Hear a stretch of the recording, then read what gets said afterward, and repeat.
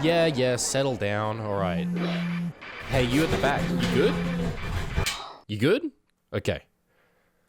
Alright, welcome to Characters and Archetypes.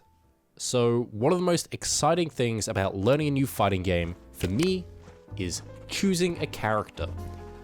Most fighting games have a diverse roster with visually stunning designs, and movesets that attract different people. But there's always this warm feeling when booting up a fighting game for me. It's like the start of a journey. You know this character is essentially going to become an extension of yourself for a solid chunk of your playtime. So you better choose wisely with a playstyle that suits you. Yeah, Glass's hand up. My playstyle? Well, here's all the characters I play for each game. Therapy? I don't think that. Rushdown Characters, the archetype all about overwhelming your opponent with calculated, intelligent gameplay. Now, it'd be hard to say it's my favorite style when it's more so the only style I play. And that's for good reason, because they're the baddest, the fastest, the characters are hot. Yup. I love this playstyle to such an extent that... Oh, you want to play him too? Oh shit, I didn't have any. Alright. Let me quickly change the music. You sit down, and I'll teach you the correct way to play Rushdown. Now, before we get into what Rushdown characters are, let's go over a few states of the game. For simplification, let's just say there's 3. First of all, neutral, where both players have access to all of their options and aren't in any real danger yet. Now, second is the advantage state, where no one has gotten hit, but someone definitely has the upper hand. This could be when someone is blocking a pressure string, or someone has frame advantage, or even just being pushed into the corner.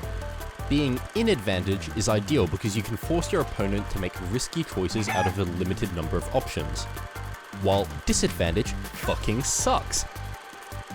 And finally, for number 3, we have punish, where someone is getting hit and can basically do nothing while the other person does damage. Alright, so these are the 2 basic game states.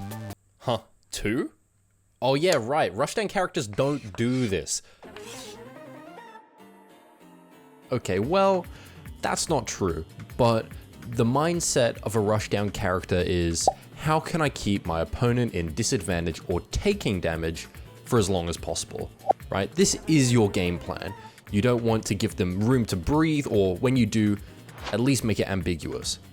So naturally, Rushdown characters are given a lot of tools that apply and reset pressure up close. That ideally converts into a lot of damage and synergizes well with the other moves in the kit to create good mix-ups. But while close-up pressure is a trait that is universal, even across 2D, 3D, and platform fighters, how you go about applying pressure in each game can be quite different. In 2D fighters, I've found that your general go-to pressure tools are going to be something like plus and block attacks, which puts you in an advantage state where you can set up for throws, frame traps, or just resetting pressure. And then for purely opening people up, you have high-low and left-right mix. Okay, those were a couple of obvious ones, but one that is just as important is delaying your cancels. Alright, I'm gonna do a string and you have to guess where it ends. Simple, right? Okay, how about this time? Just by delaying my attacks a little bit, I create frame traps by adding tiny gaps in my pressure. This makes it easier to open up your opponent by making it ambiguous where that pressure ends, meaning you could go for a grab or potentially an unsafe pressure reset once they get too used to blocking. Now let's contrast that to platformers, where I don't think I've seen a single move that's plus on shield. High-low mix is basically non-existent, and cross-ups serve a different, more subtle purpose. The reason why pressure is scary in Smash despite this is because of how shielding limits your options drastically.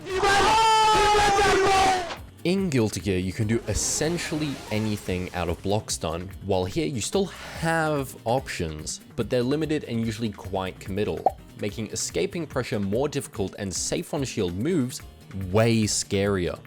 This, combined with incredibly fast movement, allows Fox to apply pressure on a shielding opponent without even touching them or committing to an attack, while they are on a ticking time limit.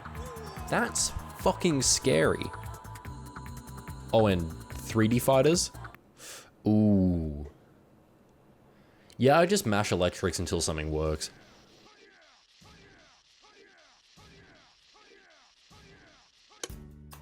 Now you may be wondering, hey, if Rushdown characters absolutely demolish with their pressure, why doesn't everyone play them? Well that's cause,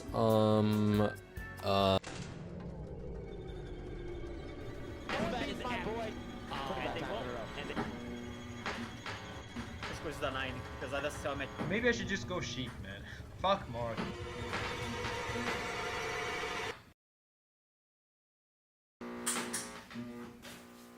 Hey, what I missed? The breaker flipped. Ah, whatever. As I was saying, Rushdown characters aren't without weaknesses, and usually their downsides come in two different flavors. One of them is the devs giving Rushdown characters bad neutral. This is usually accomplished through giving them stubby normals and a lack of a projectile. This makes it hard to get in against certain characters like zoners. Usually you still have tools to get in, but they're generally slow on startup and quite committal.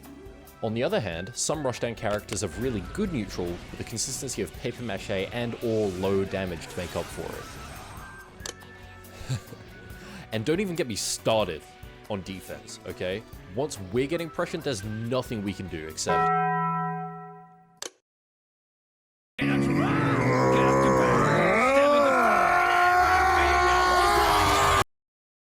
Oh yeah, they have the best reversals in the game.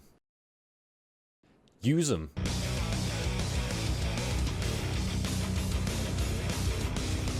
Alright. Hey, thank you for making it to the abrupt end of the video. This took a long time to make, but it's finally done. I plan to do a lot more of this type of video in the future, so if you want to see more, subscribe, and if you liked the video, please share it with all your mates. That would mean a lot. Obviously, if you didn't like it, hey, no hard feelings, but maybe let me know what I could do to improve in the comments below. I'd really appreciate it, because I'm trying to get better. I'm already working on another video, so stay tuned for that. Because I've done this, I've learned what not to do, hopefully, during this kind of test, I guess you could call it. So the next one, hopefully, shouldn't take anywhere near as long. Anyway. So yeah, thank you so much.